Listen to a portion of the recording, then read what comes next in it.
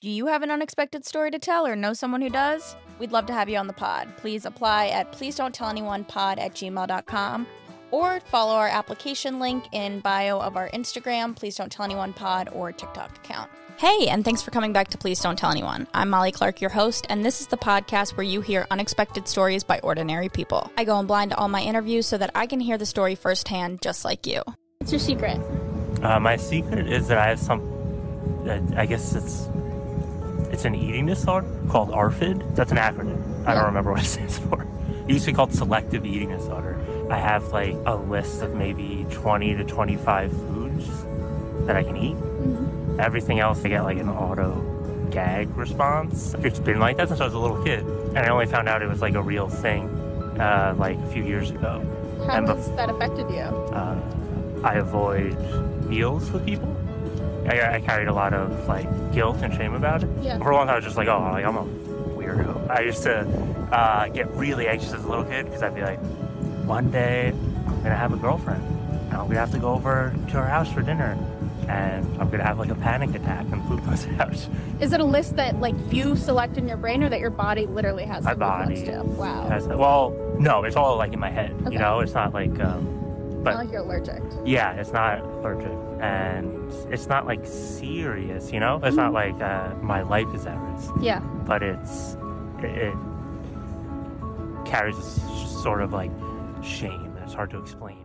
Jason, you are the first guest that I'm having that I've gained from this What's Your Secret series. So just background for you, and a lot of my listeners for the last year will know this, but I'm sure we have a ton of new listeners specifically to be here to hear your episode. But this podcast, usually I go in blind to my interviews. People have submitted from around the country. I usually just get like a one blurb submission and I go off that. I read their submission and we go into it. About a month ago, I started this What's Your Secret series where I'm going around New York or wherever I am at the time, but in your case it was Washington Square Park, and I go up to people and I say, hey, do you want to be on a TikTok show? And they either say yes or no. I would say I ask 50 people each day and 10 say yes and 5 have a worthy secret.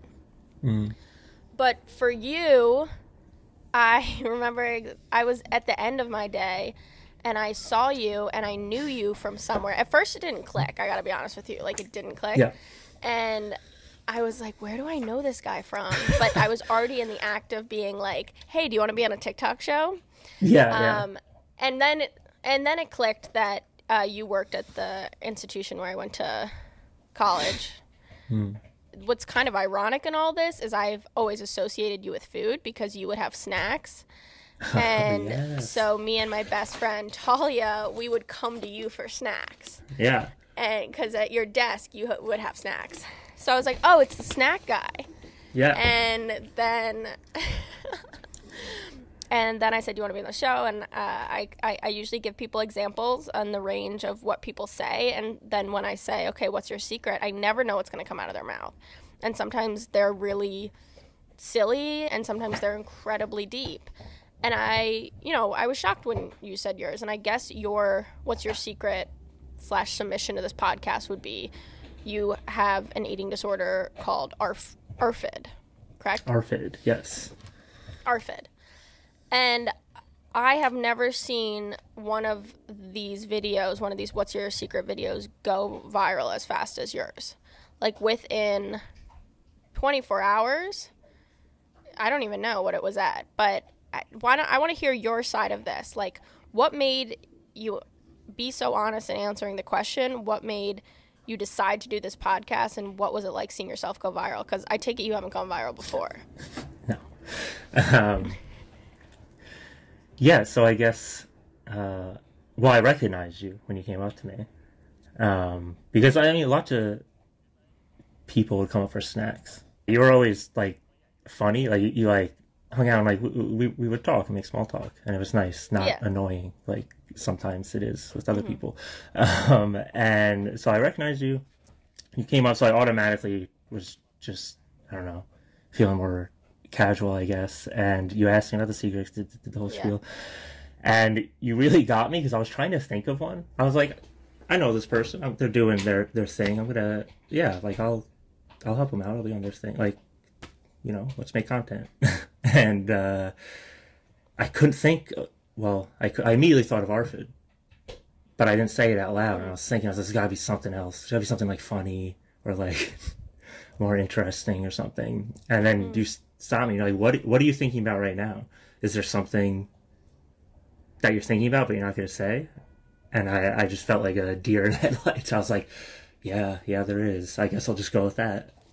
And I told you about it. I couldn't remember the name because when I found out about it, it was called selective eating disorder. In the past few years, one of the most recent DSM came out. They renamed it ARFID, which is still like auto-restrictive food intake disorder, I think. Yeah, I mean, people knew it right away in the comments. That was the craziest part to me. I guess my experience of going viral was just immediate regret, panic. I don't like. Yeah, that's what I thought. Yeah. I don't even like people like taking photos of me. Really, like I just have always been very uncomfortable with attention on me. I immediately don't know what to do with my arms. Oh, look at that guy, so cute. I was fully expecting to get a text from you being like, hey, would you mind taking this down? Because I've gotten that before. Like, I literally did one last week where I posted it, and I didn't even know the guy, and he found me on all social platforms, TikTok, Instagram, all my accounts, and was just like, take this down, take this down, take this down. Yeah. And I did, because at the end of the day, it's like, as I said to you before we started, like, I'm not trying to fuck anyone over. But yeah. I also see it as, like, people doing this are kind of consenting to do it. But I understand regret. And I would have taken it down if you messaged me. But you didn't. And why didn't you? Well, I found out, like, later at night, like, kind of before bed, I think. And I immediately was like, shit, and told my girlfriend, and we were like laughing because like that's like just the last thing I kind of want to happen to me. But it was also funny that the last thing I'd want to happen to me happened. So I was like, whatever, I'm gonna go to bed. And then the next day I was like nervous, like fine. I didn't think about asking to take it down really, because I don't know, it just didn't pop into my head. Like, I agreed to it, and it was doing well, and getting attention to your channel and stuff. Yeah. So I was like, I'm not gonna like revoke this on her. And then once I wasn't gonna read any comments. And eventually I did, because you and some other people said they're really nice. Reading the comments, the thing that really got me was like parents with kids who were like, I think, whatever it was, my son's 20, my daughter's 12, my son's like 4, like whatever, all stages of life, people talking about their kids and saying like, I think they might have this, like this explains a lot. Or somebody saying, I used to kind of be a dick to my son about his picky eating, and now, I saw this TikTok and I'm not going to do that anymore. So I figured it'd be good to talk about it. I could really relate to that, like people talking about feeling like isolated or just feeling a lot of distress about it. I know that exact feeling, and I knew when I found out there was a name for it, and I found out it wasn't just me, how big a deal that was for me. So I figured if people are listening and have this, it'd be good to help them also get a light bulb moment. Yeah, I mean, those were the ones that hit me. The parents really hit me, but also the ones that were like, holy shit, this is me, or like I feel seen for the first time. Like the people directly who were having that aha moment, because in your What's Your Secret video, I mean, you can feel the like shame and isolation that you felt around it, and that was the first time I had heard of it too. So even standing there, I was like, wow, this must be really isolating. And then to have this go so viral, I mean, checking on it right now, let's see, it's at 1.3 million views. It's been 5 days. 104,000.8 likes and 2,000 comments. Damn. I mean, and 4,223 saves and 4,990 shares. So It's crazy. to go from thinking that this thing was so isolated to, wow, this is bigger than, it felt bigger than you, it felt bigger than us, it felt bigger than this podcast, and that's why I was so glad that you agreed to do this, because I know that people are tuning in just to hear your story. I mean, I guess I should say, like, I'm literally just some guy. I'm not like a psychologist, like a doctor or anything like that. Of course. But that's why so I it's think all people just wanna my hear personal from you, experience. Yeah. So let's start with the beginning of it. Yeah. I'll just hop in. Obviously, there's a lot of like user questions that have been asked, but I'm going to save those for the end because I feel like you'll hit most of them, is my guess. And you've read some of the comments, so, you know, and a lot of them are the same as terms of the questions. But why don't you just tell us your journey to realizing this, your struggles, anything that you think you would want parents to hear, or anything that you think someone who thinks that they may have ARFID should hear, but really your story. I was raised a vegetarian, I guess, at my mom's request. My dad is not a vegetarian. My mom is a vegetarian. And I think I'm still a vegetarian. I mean, maybe that's kind of obvious considering the ARFID thing. Well, no, there goes one of the questions, which is, does he eat beef? I don't. Yeah, I saw that one. I do not. I don't eat meat. Man, how to start? So, yeah, was a normal kid. I wasn't that normal. I was always like an anxious, shy little guy. Eating was fine, but I have early memories of like being told like you can't eat that, or I don't really like it when you eat that. Like if I had like bacon or something like that. I don't know. These are very early memories. This is like as far back as I can go, like 3-4 years old. And it was all very normal. And when you're a kid, you can get away with a lot, right? Like kids can kind of be picky eaters just on their own. And a lot of kids do grow out of it. It's kind of standard for little kids. Where I think things kind of, I don't know, went awry with me is a lot of anxiety. I don't necessarily know where it comes from, but as I got older, there were like more and more questions about like what I was eating. There were more and more comments about what I was eating or what I was not eating. From your parents or from other people? From other people.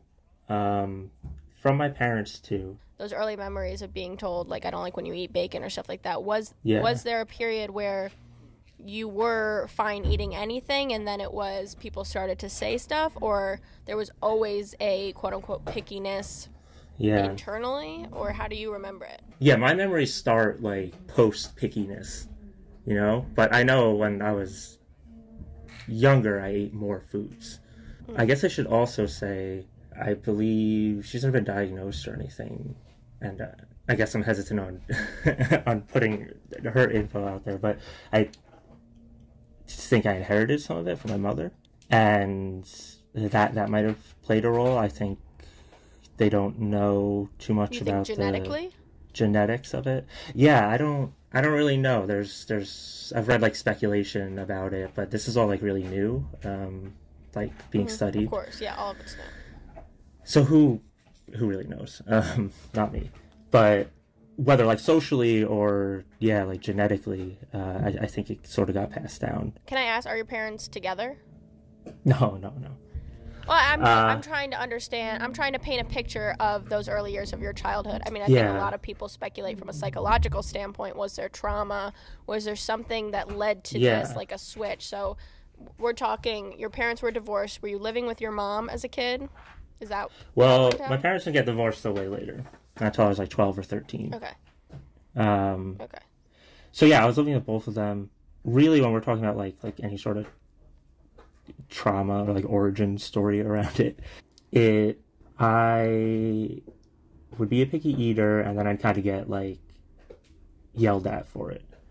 or scolded or get sort of embarrassed in front of people about it. Like someone would say something. I have a vivid memory of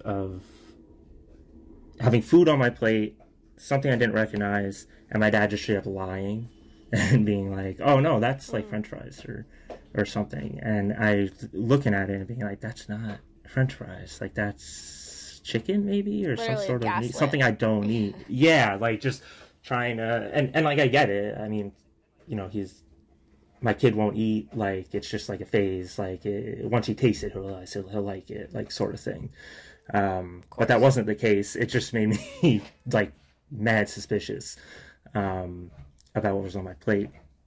And then being a vegetarian in northern New Jersey, where everybody's Italian, you know, you go over to like a French house with Italian moms are wonderful, but they cook a lot. Yeah, and they cannot, like, if you're not eating their food, it's like, kid, what have I done to you? Why won't you eat the food? Yeah, I had a lot of, like, friends whose parents were from, like, Eastern Europe. I have, like, a Greek friend, and it'd be like, oh, well, what do you mean you don't eat the lamb? It's just like, I don't eat meat. Like, I don't know what to tell you. And they'd be like, we have nothing for you. And those sort of situations of people just, like, not like respecting it just made me more anxious, just made me more nervous about it. It sort of become a thing. Like if I could go over to a friend's house, what am I gonna eat? Like we have to stop the you know, playing video games or whatever because it's dinner time and I go down there. Like how am I gonna explain to these adults like that I don't want to eat that without insulting them or seeming ungrateful? At this point, is it a gag reflex that you've gained? Like when we're talking this, I'm guessing like a 8 to 12 years old range if you're playing video games, you know? Yeah. Or 12 to 24, I don't know. No, I don't think it happens for every food I try or in every situation. Not just, I also am very reluctant to try a food. So sometimes I don't even get to the gag reflex part. I can't even like get myself there to try it. It's more, I guess, a smell, texture, color sort of thing. A lot of times food, I mean, this is gross. I know this is, I guess, this sort of a, if you want to get into my head a little bit, like I won't eat soup because to me, I just look at it, I'm like, it looks like someone threw up in a bowl. Or like a lot of things, like I sort of, there's sort of like a word or like image association with like whatever food's in front of me. I'm like, that reminds me of like vomit or like guts or like just gross, like not edible stuff. And I get it even like from older, you know, people like my parents' age and older. I get if you grew up and your dad was a kid in the Depression or something like that, and then you have a kid who won't eat. It's like, kid, like, come on. Like, my dad had to, like, struggle to just get food, like, and you're not eating. I understand where, like, those, like, emotions and, like, comments come from. But, they didn't help anything, regardless of, like, how, you know, valid those feelings are. They didn't, like, work. The number one question on there is your list and what you can. I know. I immediately got nervous and lied to you. It's way less than 25. It's more like 10. Wow. Thank you for being honest about that. Because you know what is so crazy is the comments were a lot lower than your list. So I was like, wow, that's good, you know, amazing that he has that number. And then people had lower numbers in the comments. That must have actually validated you, though, that the numbers were lower. Yeah, I was like, when I do the interview, I got to come clean about that. No, yeah. I mean, 25 to me, as somebody with ARFID, like, I was like, that's a lot. I literally just spit out a number because I don't actually have a physical list. Like, I was ballparking it. It's probably more like 10. I don't know. I'd say 8 to 12. I don't know. But yeah, I was like, whatever I think the actual number is plus 10, that'll be less embarrassing. So that's kind of, I was like 20, 25. Thank you for coming clean about that. What are you willing to share, like what some of those things are? Because that's what, I mean, people are very interested. Yeah. I don't necessarily want to go down like a whole list, like individual things, but that's fine. it is I also very understand how plain. that could not be healthy. Yeah, but it does seem to be, and I saw this in the comments and like other reading and stuff, it's just kind of like the plainest stuff you can get. Like a lot of like bread, like a lot of carbs. Yeah, like carbs and cheese and like sweets. Yeah, I wasn't expecting it to be like, liver, like things that are gross. Yeah. Yeah, that would be fascinating though. If there's someone with ARFID, what if they were it just had like, I just eat liver. Yeah. Would you say like a lot of like kid food? Is that what it? 100%. Some people in the comments are, Which makes it like, more feeling of like embarrassment. Like you go to a restaurant and it's just like everything I eat's on the kid menu. Yeah, exactly. So no chicken nuggets or anything. So think of it like the kid. Yeah. So think of it like a kid's menu. But without meat. That makes sense. That makes a lot of sense. And is it that list or that group of foods, has that stayed constant through, I don't know, since you were a kid, or has it evolved? It has evolved. It actually kind of expands and contracts depending on, I'm not totally sure, but depending on like where I am in my life, how I'm feeling. Not that it suddenly jumps up to like, oh, I'll eat anything, and then suddenly I'm restricting again. But when I was a kid, my mom got me to eat plums, and I ate a lot of plums. But now I probably haven't had plum in like 10 years. And it's sort of like the less, like now I would have a little bit of anxiousness around biting into a plum, even though I have positive memories of like liking it. Yeah, exactly. And that sort of 1 to 3 things might get like added on the edges, and 1 to 3 things might get dropped. It kind of depends. I mean, there's also, so I guess I should say, I don't just have ARFID. I mean, forever, there's one of the things as a kid, again, even if you don't have the vocabulary, but I had major depressive disorder, general anxiety disorder, ADHD, that's a new one. That I found out. They did all these like tests on me and stuff. It was really fascinating. Explained a lot of stuff. And OCD. And OCD and ADHD especially, it seems like from like what I've read and talked about with like therapists and stuff, go along like hand in hand with ARFID. Or they're, there's like some sort of intermingling there. I don't know, they're all kind of coming from the same place, or they're all, they kind of like feed off of each other. So, OCD, like, oh, that thing is weird in my food, like I need to pick it out. Like, I don't know, you can see how they're kind of related.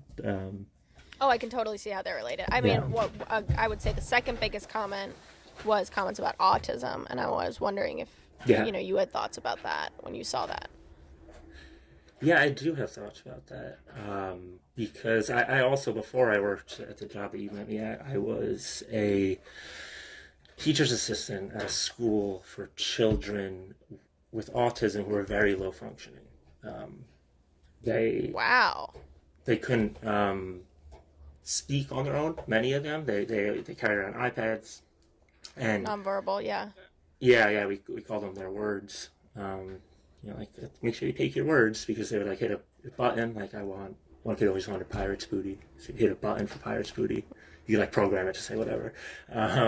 Almost all of them that I met had some sort of dietary restriction or something that, looking back now, like knowing what I know and stuff, they had like symptoms like of ARFID, and autism is kind of a broad.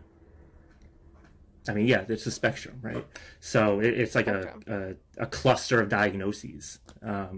So it doesn't surprise me that people who have autism also may have ARFID and OCD. And but you yourself has never been diagnosed with autism? No, I haven't.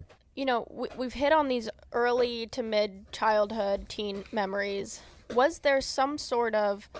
We haven't gotten into, you actually getting diagnosed with anything, you getting into therapy, there's got to have been some sort of, rock bottom or turning point that was like, okay, I need help. Yeah. Oh, for sure. When did you realize that there was something there? Okay, so I'll start. I thought it was just me. I talked about it in the video. I literally thought I was the only person in the world who felt this way, and like everybody else is normal, and I have just managed to be uniquely fucked up. Can I curse on here? Of 100%. Yeah, it's always funny when people ask that. I'm like, no, this is a Christian podcast. Yeah, feel free to bleep it. Yeah. We're gonna. Yeah, so I thought it was just me, and I just sort of like lived with it. And what I did know wasn't just me, and was like, my mind like a real thing. Was I was depressed and anxious since just for so long. I found a quick side note. I found a time capsule that I did in the 3rd grade, like I don't know, 5 or 6 years ago. And there's a note in it, and I was writing about, like, in so many words, like, I'm depressed and anxious, and like don't eat anything, and nobody else I know seems to be this way. Like, what is wrong with me? And just like not knowing. So like once I went to college, I was like, hell yeah, I'm going to therapy. I can get it for free at college. I don't have to tell my parents. I can just go so and be on my own. it did take till college. Yeah, School yeah. Must have been a nightmare then. High school was a nightmare. I'm tall. I'm 6'4", and you are tall. Until I graduated college, I never weighed over like 160 pounds. Wow. I was always really, really skinny, even though all I ate was carbs and junk food. I was just really skinny, and for guys, it's like, why aren't you strong? Like, why aren't you like athletic? Like, why are you so skinny? Like, why won't you eat anything? Man up. Like, toughen up. What is wrong with you, kid? Like, go eat a burger and like especially like in high school, like lift some weights or something. What's going on with you? That was kind of just like the sense I got from everybody. It's from like older men and stuff. Just couldn't wrap their head around it. Sorry, where's it going? Okay, so yeah, I got to college, started doing therapy. It's awesome. I was in and out of therapy forever and ever. And then I got my most recent therapist, Monica. I don't know. I know she has TikTok, so maybe Monica. she saw this. Yeah, Monica is... I wonder if she did. You got to ask her on your next session. She might... No, okay. So I don't see my therapist anymore because I was in grad school, and I was on this super cool student health insurance that like covered everything. And I'm just finishing up grad school, so I got booted off that insurance. So I lost all my people. No, Monica. Monica, if you're seeing this, pro bono. No, she put up with a lot of late payments and non-payments before that insurance. So she's good. But yeah, so I saw her, and we started talking about these things more. I was older, out of college, got like a office job now, and living with my girlfriend, and was just like still depressed and having all these problems and never confronting the ARFID stuff. And I finally was like, all right, I'm going to go to therapy. I'm going to stop lying to my therapist when I'm uncomfortable. So you were lying to your therapist in college? Yeah, I never brought up ARFID or any of that. Or, if I was just like too tired that day, I'd be like, oh, I'm feeling fine, like whatever. I was like, no, like, I'm going to go, I'm going to get serious, and I'm going to like take care of my shit. And through her and student health insurance, I was able to get recommended for, it's called the Reed Center in Manhattan. And they do CBT, cognitive behavioral therapy, and ERP? Exposure, ERT? I don't know, it's exposure therapy though. So they put me in touch with this guy, Luke, at the Reed Center. Again, shout out Luke. He is, just awesome dude. And we would sit there like at the beginning of the pandemic, so this is pretty recent, and we sit there on Zoom like this, and we like make a list of foods I can eat, like sort of like a pyramid, like definitely can eat, kind of not sure about, and definitely not. Like I'd rank them in order of distress I was feeling, like around the food. And we would like go down the list and like try these foods. So in the back of your head, there's like what they call the lizard brain. It's like the oldest part of your brain. And basically it says, be afraid or don't be afraid. And it's... Is that the amygdala? I have no idea. Maybe. Yeah, it's the brain stem. It's like the first thing that was made. So, you know, it's very, very old and very simple. And Luke explained to me that it's there to keep you safe. It's there to keep you away from danger. Yeah, it's your fight or flight response. Exactly, yeah. So, with anxiety, with OCD, with ARFID, every experience you have, it sort of like codes it. The best way it was explained to me was when we were like cavemen in the cave, if a bear approached the entrance of the cave, you know, you need something in your brain to say danger, danger, danger, danger, like fight or flight. Now we have evolved more of our brain. Like there's a whole bunch more there going on, like complex stuff, but the brainstem is still the same. So when there's a food in front of me that I am uncomfortable with or whatever, my brainstem is saying danger, danger, danger, danger. It thinks there's a bear at the entrance of the cave, even though there's no bear at the entrance of the cave. There's not even a cave. So the only way to make it unlearn that is to, you know, metaphorically walk up to the bear and force my brain to realize that there is no bear and therefore no danger. So that's what exposure therapy is. Like, if you are afraid of dogs and you want to go do exposure therapy, you're going to sit in a room with a dog every day at therapy for like an hour or whatever and slowly learn to you know, it might take a month, but eventually you're going to learn to pet the dog, and you're going to teach your brain, because you pet the dog and nothing bad happens. Yeah. So over Zoom, you would get these foods and eat them in front of him? Yeah. And he was really encouraging. I'm pretty stubborn. If you tell me I have to do something, there's going to be this resistance inside of me. And he did a really good job of, you know, this is the exact opposite of what might have happened with an adult when I was a kid, where it's like, you're going to sit here and eat this in front of me or something. It was like, I could go as slow as I want. I cannot do it. I mean, we made jokes. We laughed about it. We talked about it. He would always say, like, get curious about it. Like, what do you smell? Like, what does it look like to you? And another good thing was, you know, right before I'm about to take a bite, there's just like this big hesitance, and he'd be like, you have to act. You have to just pretend like you love this food. Like, just pretend you're someone else who loves this food and just like pull the trigger and go for it. And I was able to do it for some things, and some things I wasn't, and, you know, I'd like start gagging or whatever. Yeah. I eventually had to stop because I ended up getting diagnosed with like ADHD and like these other things that honestly kind of threw this this ARFID treatment. They ended up giving me a test for ADHD and stuff, and then we started sort of shifting over to that. There was basically just too much for me to work on.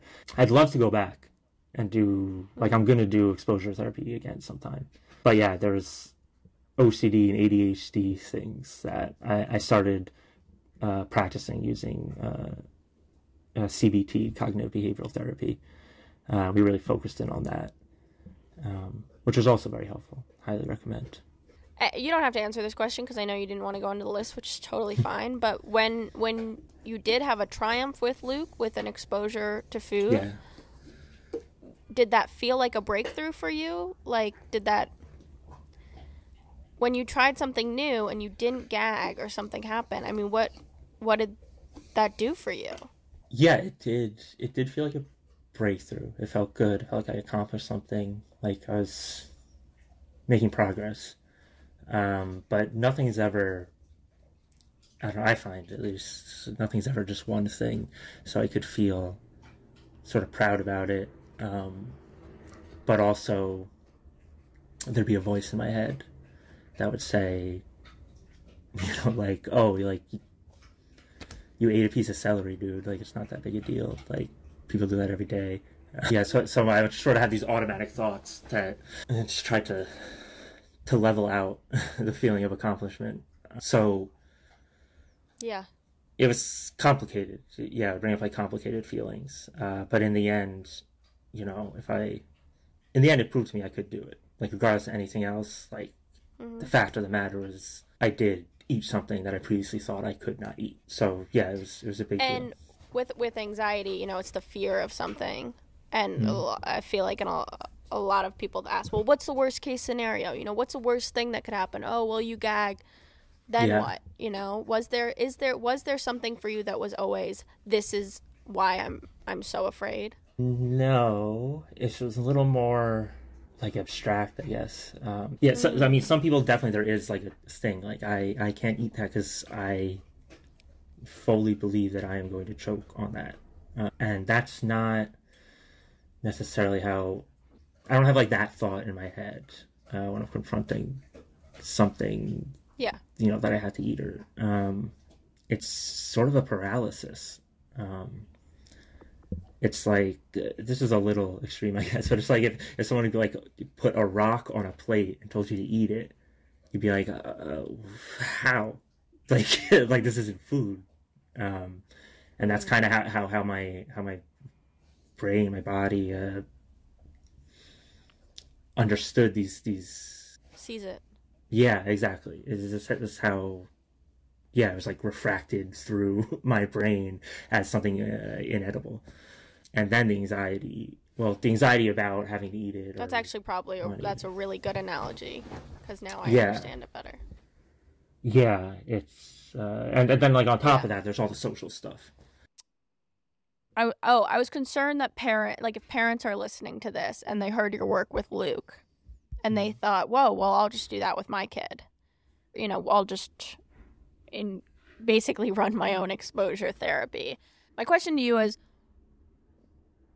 what do you think would be helpful for parents to do if they believe that their kids are experiencing this? I mean, don't try to be a CBT therapist if you're not a CBT therapist. But honestly, what would have been good for me is just it is like kids can be very picky eaters and just like not have ARFID. They're just picky eaters as kids, and they try more foods and they're fine. So I think it's not like it'll be that way forever, but also try to be okay with it if it does end up being that way forever. Don't put pressure or bad, or I'm not even acting this way, just like being this way, just like one thing, if you don't eat this, then you're never gonna have whatever, like McDonald's French fries again, something like that, something that I really liked. So you better eat. It'd be weaponized. It just became stress. So now, like, eating is just stressful because I'm gonna disappoint the adults in my life who are like kind of the only thing in my life, right? Like when you're a kid, they might as well be like infallible to you. Like they're adults, they have it all figured out. I must be doing something really, but people, it's like as a picky eater, I've seen people try the strategy of have a bunch of different foods like on the table and just let them pick and choose at their own pace, like what they're gonna eat. Instead of saying you have to finish all of this on your plate, or you need to also have X, Y, and Z. You can't just have what you're having, and kind of I don't know, setting the stage for them to I think, yeah, I guess the thing is just don't add any more stress, because kids can tell, like, if you're really stressed about it. Wrong. And at least for me, feeling that way, it was like, okay, so I'm going to avoid this feeling at all costs. Like, I'm going to try and put myself in situations where I don't have to eat. I'm going to try and hide my food, do whatever I have to do to balance not wanting to eat and making the adult or the authority figure what I would practice doing. Yeah. Around dinner time. Just, it can't. So yeah, you're seeing all these like complexes sort of like builds, like all from feeling pressure at the dinner table or feeling shame at the dinner table. Even if it's not what my dad was never like, I want you to feel shame about this. It's never the intent. It was never, yeah, exactly. In your What's Your Secret, you said, one of my fears growing up was always, I'm going to have a girlfriend and I'm going to have to go to her house for dinner and be offered food. Now you have a girlfriend. Yeah. How has it been being in a relationship?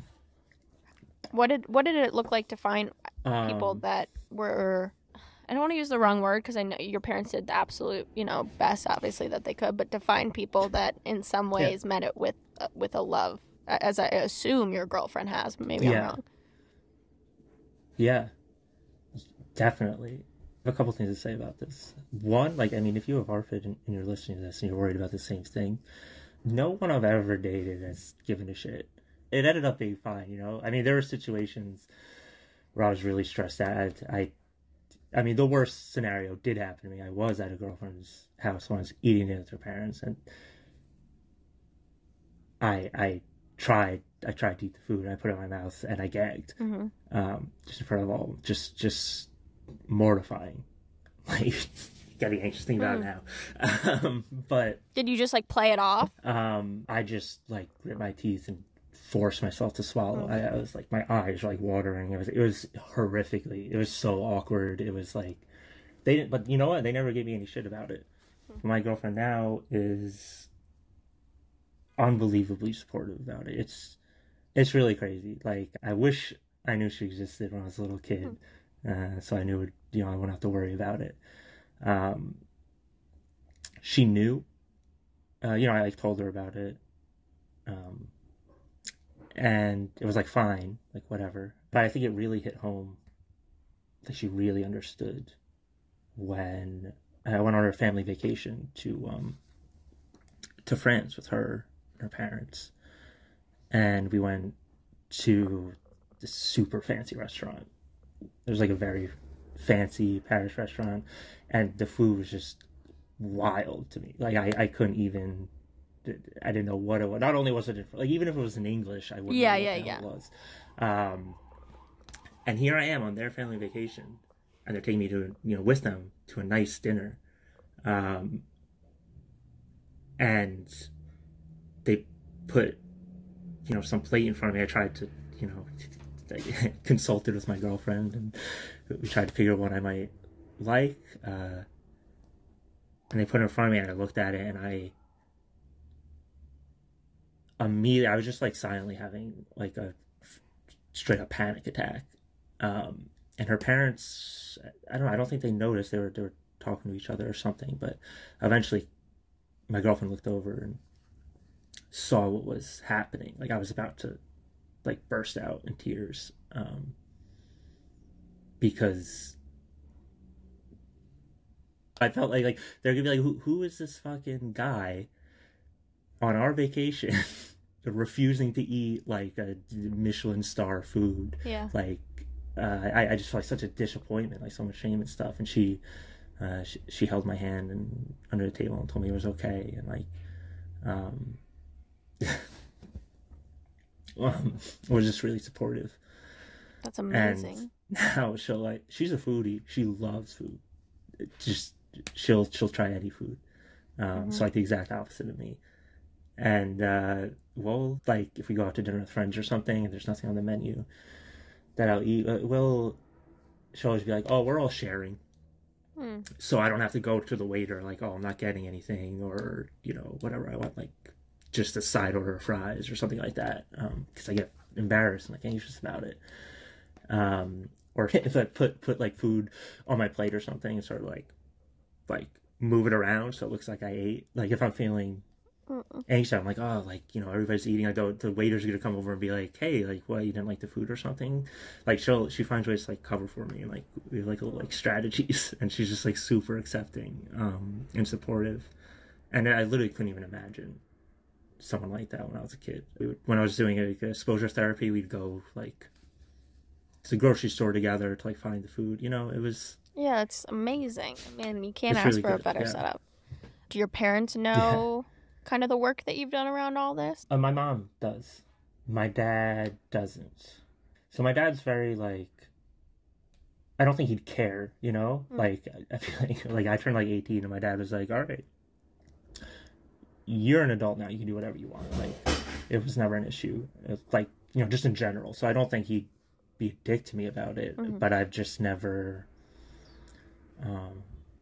he's a very tough guy. Yeah. He's a very manly man. Do you have siblings? And there's something about, I have 2 sisters. Okay. Fascinating little thing. This is why, I think it's probably like a social, for me at least, in my experience, a social inheritance, as opposed to like genetic or something. My middle sister's 4 years younger than me. My youngest sister's 8 years younger than me. Me and my middle sister both like clearly have ARFID. Like it's like the same level of it, like pretty much like the same experience, almost the same foods. My youngest sister, who I was 8 when she was born. My parents started the divorce when we were like 12, so she was around like 4 years old. Like she's like a post-divorce kid, like coming of age kid. She eats whatever. It's not an issue for her. So I always thought that was interesting. Yeah. Questions from our listeners. Do you take vitamins and or supplements to get the nutrients you are missing? I'm asking because I'm in the exact same boat and want to hear how others handle it. No. I have. There were like periods where I've taken vitamins, or I would drink Ensure. It was just like a nutritious drink. I think it's for like elderly people. But I would drink it because it had like vitamins and nutrients in it. But it's expensive. Yeah. And I'm terrible at like keeping a routine. So if I ran out of vitamins, it was just like I never bought new ones. Yeah. I probably should. I did see a dietitian in recent years. Again, through that insurance, I really tried to take advantage of that time. So I saw a dietitian. They did like blood tests and stuff, and it's shocking to me. It's pretty much all good. I didn't have deficiencies. I don't know if it's just like since I've always had this diet, I don't know if my body just like adjusted to it. I don't really know how this stuff works. Yeah. You kind of answered this. Do the things you can eat change, meaning it was good last week, but today it makes me gag, vice versa? I don't think it would change that quickly. There's nothing in like my safe food list that's really going to suddenly become unsafe. Oh, that was the next question. Do you have safe foods that are common thread? And I guess you've kind of said that in terms of like carbs, breads, your basic kids foods.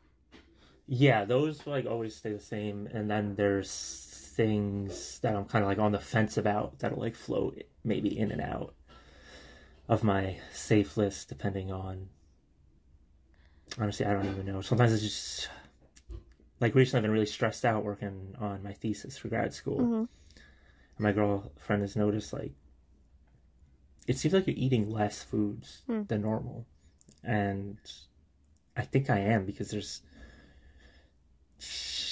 it takes us like a lot of brain power, I don't know, and like effort to eat almost. So when I'm all like stressed out about something else and like focused on other things, it's easy for me to just like drop a food. Like, well, I don't even really love that anyway, and it takes so long to prepare or whatever, and I should really be focusing on writing or something. And I think in periods of stress, things sort of get restricted more.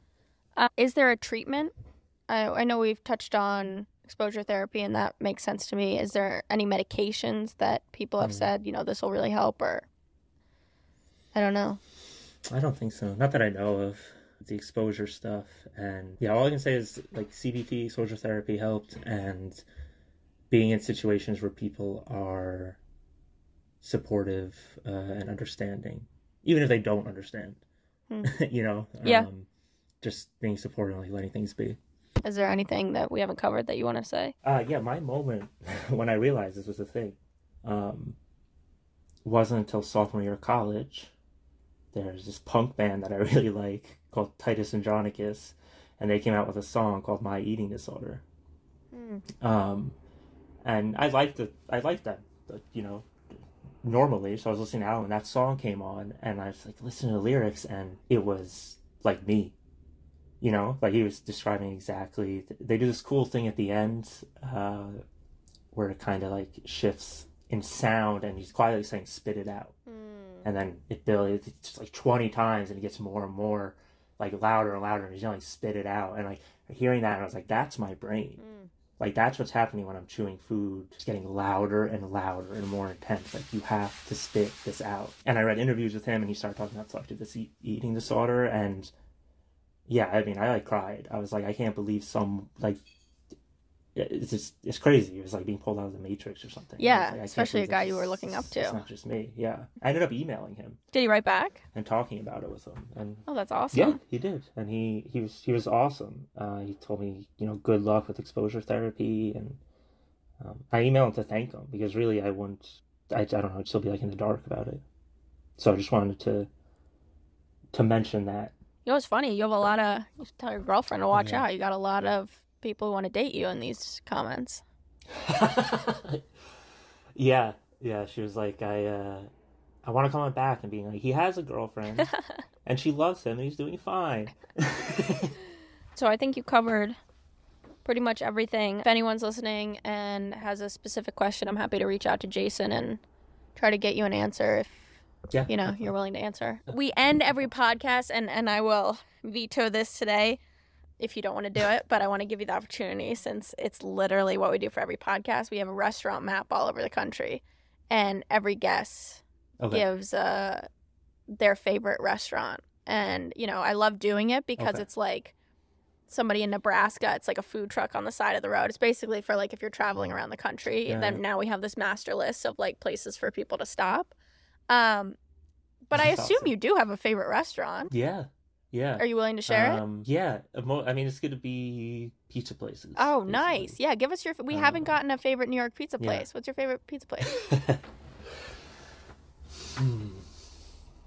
I grew up like on the border of New Jersey and New York, and there's this place in Tapan, New York. I think it's called Tony's Pizza. Okay, nice. It's just so generic. No, that's perfect. I think that's what it's called. Okay.